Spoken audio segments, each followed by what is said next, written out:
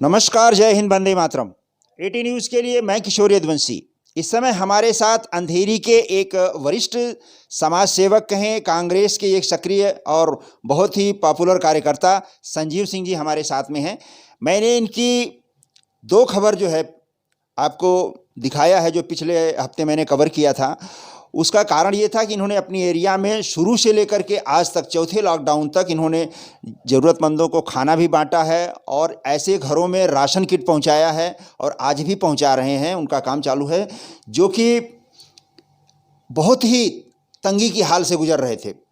और ऐसे में एक नई बात और सामने आई है कि इस समय जो मनपा का खाने में जो घोटाला हुआ है, नगर सेवकों को 10-10 लाख रुपया सेंट्रल गवर्नमेंट से मिला है उनकी एरिया में सैनिटाइज करने के लिए, मशीन लगाने के लिए, कीटनाशक छिड़काव करने के लिए। पर आज तक कितने नगर सेवक ऐसा काम कर रहे हैं, वो आप खुद अपनी एरिया में देख रहे हैं, समझ रहे हैं। सब कुछ होते हुए आगे क्या होने वाला है, किस तरह होने वाला है, आइए हम उसी के बारे में संजीव सिंह जी से आज फिर हम बात करना चाहते हैं।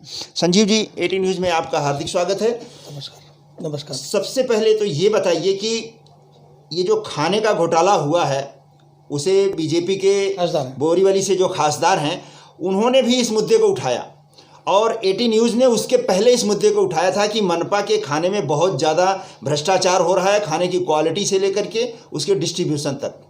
अब जो आप बता रहे हैं कि भाई ये नगर सेवकों को जो पैसा मिला है सेंट्रल गवर्नमेंट से, उस पैसे का घोटाला हुआ है और फिर अब राशन किट बांटने के नाम पर जो घोटाला हो रहा है, ये क्या हकीकत क्या है इसकी? किशोर जी, मैं पहले भी आपके साथ बैठ चुका हूँ, 2 बार मैंने इंटरव्यू दिया है। मेरा सिर्फ 2-3 बातों का विषय था, मेरा जो बात रखनी मुझे आज है आपके सामने जी। एक तो ऐसा था कि जो पहले शुरुआत में जो नगर सेवकों के द्वारा या महानगर पालिका के द्वारा माइग्रेंट वर्कर्स को जो खिचड़ी दी गई, उसकी क्वालिटी वास्तव में ख़राब थी। ओके, वो मुद्दा आपने उठाया। 100% एटी न्यूज़ की खबर सत्यापित हुई आपके माध्यम से। चलिए, एक ही खाना और थोड़ी क्वालिटी बराबर नहीं थी, वो एक ही खाना रोज़ रोज़ चले, उसका सुधार हुआ। हमारी खबर दिखाने के बाद कुछ स्थानीय समाचार पत्रों ने भी इस मुद्दे को उठाया था। निश्चित रूप से समाचार पत्रों ने उठाया, नगर सेवकों ने उसको संज्ञान में लिया और नगर सेवकों ने कमिश्नर से मिलकर उसकी शिकायत की। बाद में खाना चेंज हुआ, वो तो खाना चेंज हुआ, खाने की सिस्टम आज भी चल रही है, वो बढ़िया चल रही है। अच्छा, मेरा मुद्दा ये था कि मुंबई महानगर पालिका ने प्रत्येक नगर सेवक को अपने अपने वार्ड में काम करने के लिए during corona crisis, for the corona crisis, sanitization work के लिए, पीपीई किट्स के लिए, जो मेडिकल स्टाफ हैं मार्केट में जो वार्ड में घूम रहे हैं उनके लिए पीपीई किट्स हैं, शौचालयों को सैनिटाइज करना है, एरिया को सैनिटाइज करना है, इन सब के लिए 10 लाख के फंड महानगर पालिका ने सैंक्शन किए थे राज्य सरकार के द्वारा। बहुत अच्छा। मैं जहाँ पर बैठा हूँ, आप भी फील्ड में घूम रहे हैं, मैं भी फील्ड में घूम रहा हूँ। दैनंदिन रेगुलर क्राइसिस के दरमियान हमारी पूरी टीम, अपनी टीम के साथ मैं बैठकर मैं पूरी एरिया में काम कर रहा हूँ अपने वार्ड में, वार्ड नंबर 72 और वार्ड नंबर 80। मैं बड़े दावे के साथ कह सकता हूँ आपके सामने कि किसी भी दोनों वार्डों में से किसी भी वार्ड में रेगुलर सैनिटाइज का काम, शौचालय, आप देख रहे हो कि पेंडेमिक बहुत तेज़ी से फैल रहा है, कोरोना बहुत तेज़ी से फैल रहा है स्लम एरियाज़ में। जी जी जी। मैंने नगर सेवक को, कमिश्नर को, वार्ड ऑफिसर को, डीएमसी को, तीनों को मेल किया है, तीनों को पत्र लिखा है कि भाई स्लम में जो कोरोना का फैलाव हो रहा है उसका वजह एकमात्र शौचालय हो सकता है जी। ऐसा मेरा मानना है। तो इस पे क्या उन्होंने कुछ संज्ञान लिया? आपको कुछ नहीं, मैंने 3 दिन रेगुलर मेल किए हैं जी। कमिश्नर जी ने, चहल जी ने वार्ड ऑफिसर को मेल का रिवॉर्ड भेजा है कि भाई इस पर कार्रवाई होना चाहिए, इस पर कार्रवाई करो, लेकिन कुछ नहीं हुआ। मेरा ये बोलना है कि जो 10-10 लाख रुपए प्रत्येक नगर सेवक को दिए गए for this only this work, तो ये वर्क क्यों नहीं हो रहा है, ये सैनिटाइज क्यों नहीं हो रहा है, ये इनको पीपीई किट्स क्यों नहीं दी जा रही है? रेगुलर सैनिटाइज होना चाहिए, शौचालयों का कोई सैनिटाइजेशन नहीं हो रहा है। ऊपर से अभी नया एक संज्ञान में आया, एक विषय संज्ञान में आया है, शनिवार के दिन मुंबई महानगर पालिका ने नगर सेवकों के लिए हर एक जो माइग्रेंट वर्कर्स हैं, ऐसा मुंबई महानगर पालिका का बोलना है कि 5.5 से 6 लाख माइग्रेंट वर्कर्स हैं मुंबई में रहने वाले। जी जी। अच्छा, ये सर्वे किशोर जी पहले का है, अभी तो आज के, हाँ मैं वही कह रहा हूँ कि ये सर्वे लॉकडाउन के शुरुआती दौर का है कि भाई 5.5-6 लाख माइग्रेंट वर्कर्स मजदूर हैं तो उनको खाना मिलना चाहिए। जो मुंबई महानगर पालिका ने खाना उनको प्रोवाइड किया, खाना उनको दिया। अब यही नगर सेवकों का बोलना है कि 5.5-6 लाख माइग्रेंट वर्कर्स अभी भी हैं, उनको हमको राशन की किट्स देना है। 10 लाख रुपए पहले सरकार ने सैंक्शन किए, मुंबई महानगर पालिका ने हर एक नगर सेवकों को दिया, उसका कोई पता नहीं चल रहा है। ओके। ऊपर से ये राशन किट्स बांटना है। अब मैं एक मुद्दा मेरे उपस्थित ये करता हूँ कि आज के 1 महीने पहले जब लॉकडाउन शुरुआत हुआ, 1.5 महीने पहले, तब भी 5.5-6 लाख माइग्रेंट वर्कर्स थे। आज भी 5.5-6 लाख माइग्रेंट वर्कर्स हैं। इसका मतलब क्या समझते हैं आप? हमें मतलब लोग, जनता को, ये प्रशासन के लोग बेवकूफ़ समझ रहे हैं। 90% माइग्रेंट वर्कर्स गांव चले गए। तो जब पहले 5.5-6 लाख वर्कर्स थे तो आज कैसे उतने रह गए? इसका मतलब घोटाले की तरफ जा रहा है। इसका मतलब आपका ये सीधा सीधा आरोप है कि प्रवासी मजदूरों के नाम पर ये बीएमसी के फंड को जो है गमन किया जा रहा है। बीएमसी के फंड को फंड किया जा रहा है। फंड किया जा रहा है मतलब सीधी सी बात है कि बीएमसी के फंड को फंड करने का तरीका यूज किया जा रहा है। आज हर पुलिस स्टेशन से कम 5 से 10 हज़ार आदमी रेलवे के माध्यम से, श्रमिक स्पेशल के माध्यम से अपने अपने गांव को भेजे जा रहे हैं। तो बाकी अब रह कहाँ गए हैं लोग कि ये नया फंडा इसमें चालू हो गया है? मैं आपको वही बता रहा हूँ कि ये मुद्दा जो मैंने आपके सामने उपस्थित किया ना, इस मुद्दे पर हमारे मुंबई कांग्रेस के एक महासचिव हैं एडवोकेट संदेश कोंडिलकर जी। अच्छा। उन्होंने कल मुख्यमंत्री को पत्र लिखा है इस मुद्दे पर। अच्छा। कल उन्होंने पत्र लिखा है। तो ये कंडीशन मतलब ऐसा है कि ये इसकी शिकायत भी की जा रही है। ये ऊपर के लेवल पर शिकायत हो रही है। रोज़ मजदूर हर दिन 5,000, 4,000, 5,000, 4,000 लगातार 10 दिनों से मजदूर गांव जा रहे हैं। प्रवासी मजदूर अपने अपने गाँव की तरफ जा रहे हैं। फिर भी वही 5.5-6 लाख की फिगर, ये फिगर आई कहाँ से है? गाँव में मतलब कि आज ये हालत हो गया है कि कोई भी ऐसा गांव नहीं बचा है जहां 10, 20, 50, 100 आदमी बम्बई से, कलकत्ता, दिल्ली से नहीं पहुंच गए हैं और क्वारंटाइन में हैं इस समय। सब गांव में, हमारे गांव में भी गए हैं वो लोग हैं। अब ये जो नया जो चल रहा है इसमें करोड़ों रुपए का जो है घोटाला आपके हिसाब से होने वाला है।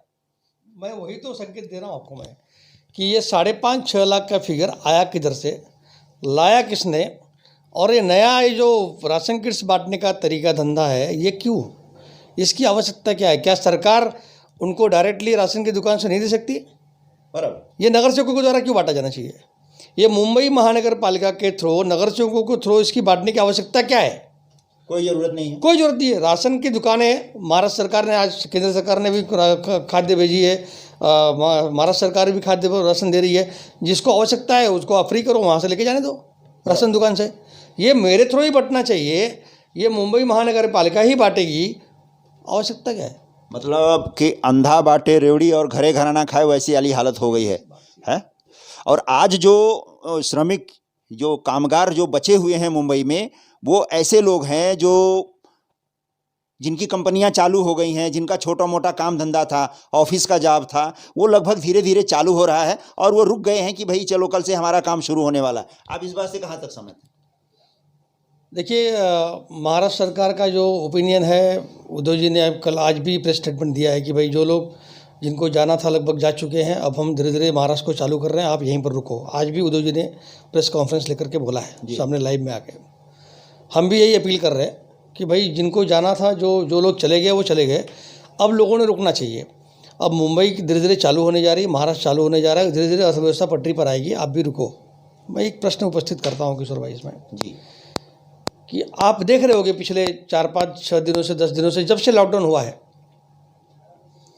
मैं बार पिछली बार भी आपको मैंने कहा था कि जो कार्यकर्ता फील्ड में काम कर रहा है वो काम कर रहा है। वो कौन सी पार्टी का है, कौन सी पार्टी का नहीं, ये विषय में इसमें नहीं जाना चाहता हूँ। बराबर। जो कार्यकर्ता के नेचर में काम करना है वो कार्यकर्ता काम कर रहा है, किसी भी पार्टी का, किसी भी पार्टी का। बराबर। मेरा प्रश्न ये उपस्थित करना है यहाँ पर कि आप सोशल मीडिया पर जाओगे, मीडिया पर जाओगे, चारों तरफ सिर्फ कांग्रेस की बुराई हो रही है। ओके। किसी भी मुद्दे को ले लो, अर्थव्यवस्था के मुद्दे को ले लो, बहुत माइग्रेंट वर्कर्स के मुद्दे को ले लो, या कोई भी चीज़ को ले लो। अब आपको मैं मुंबई और महाराष्ट्र की बात करता हूँ, महाराष्ट्र की बात भी नहीं करता हूँ, सिर्फ मुंबई की बात करता हूँ। ओके। मुंबई में जो नगर सेवक हैं, 84 नगर सेवक शिवसेना के हैं जी, 82 नगर सेवक भाजपा के हैं, 31 नगर सेवक कांग्रेस पार्टी के हैं, ओके, और 9 नगर सेवक एनसीपी के हैं। अब आप मुझे बताओ कि ये 82 नगर सेवक जो भाजपा के हैं, कितने लोग फील्ड में लगे हैं?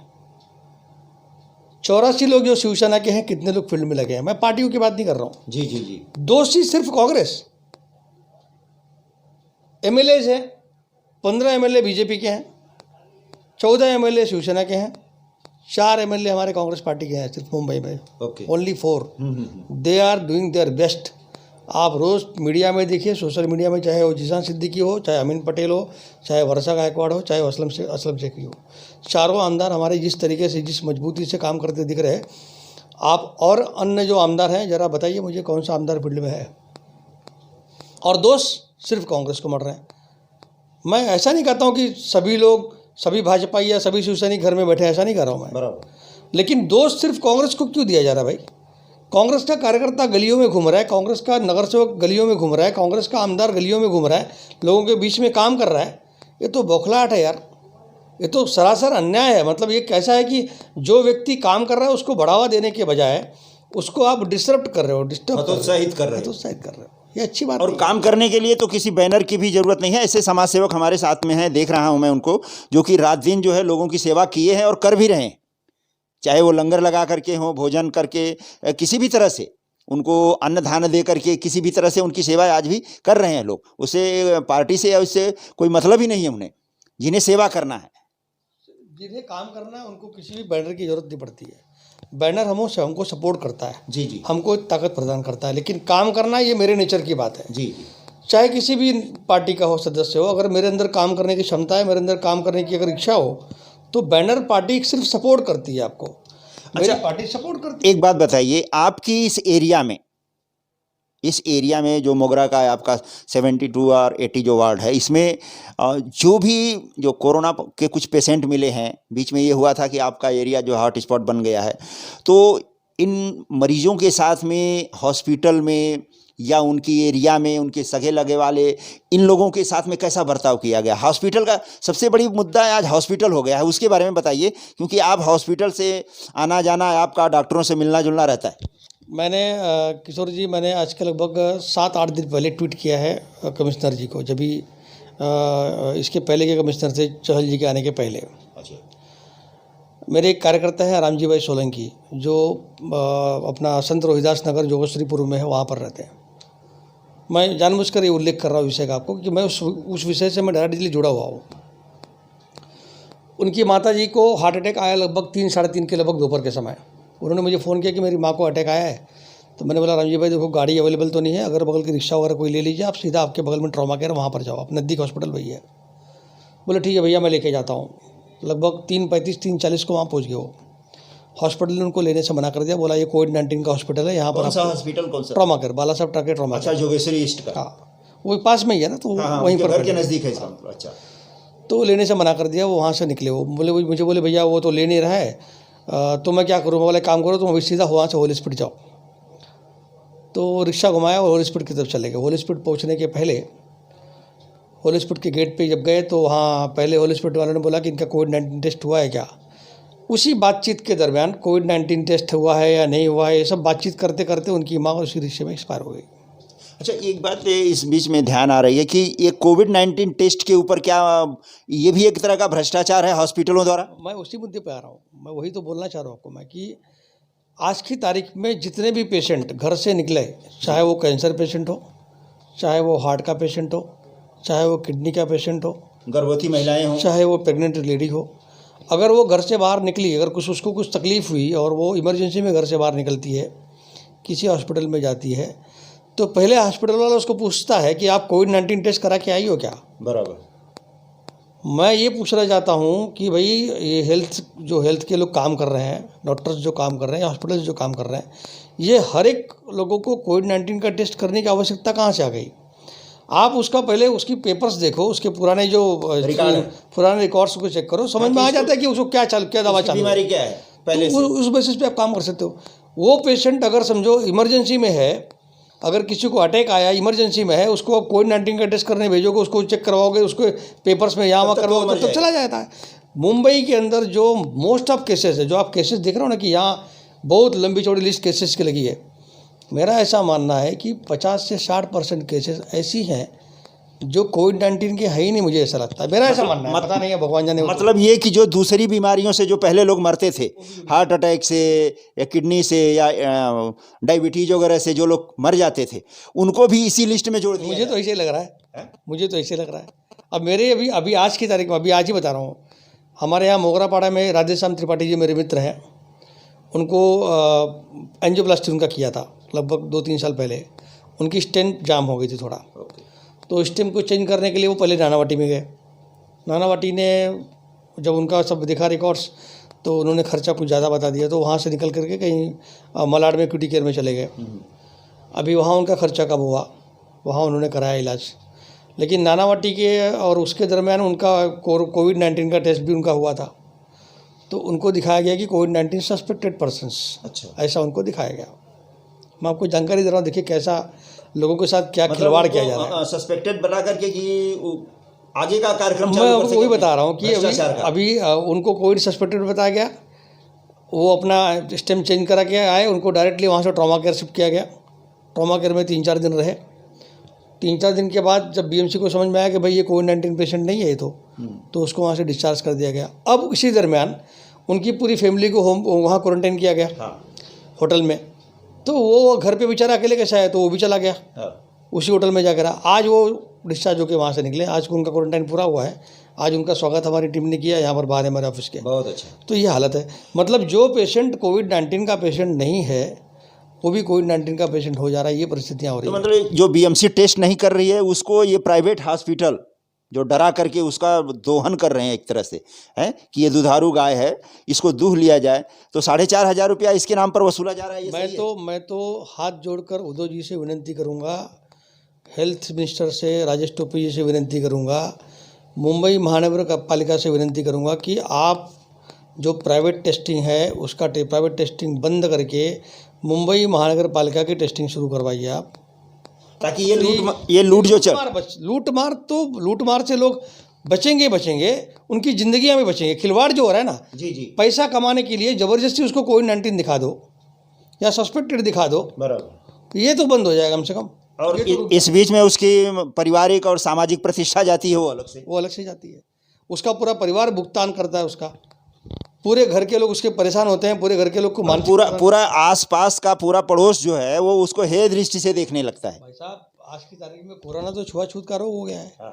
एक कोरोना पेशेंट निकला तो सारे लोग उससे दूर ऐसा भागते हैं जैसे हमारे पता कि ये जो पहले के ज़माने में होता था ना कि भाई ये जो है अशुद्ध है, इसको छूना नहीं चाहिए, उसके एरिया में जाना नहीं चाहिए, ये कंडीशन आ गई है। बराबर। तो ऐसे में मैं एक बात ये देख रहा हूँ कि जो हमारे मोहल्ले में जो छोटे छोटे डॉक्टर हैं, जो BMS हैं, BHMS हैं, ये डॉक्टर जो अपनी तत्परता से जो अपने एरिया के जो पेशेंट का जो इलाज कर रहे हैं, जैसे किसी को सर्दी जुकाम खांसी है, किसी को नॉर्मल बुखार है, किसी को कुछ है, इस तरह का जो कर रहे हैं, तो इन डॉक्टरों से तो 1000 गुना अच्छे हैं। तो सवाल ही नहीं है।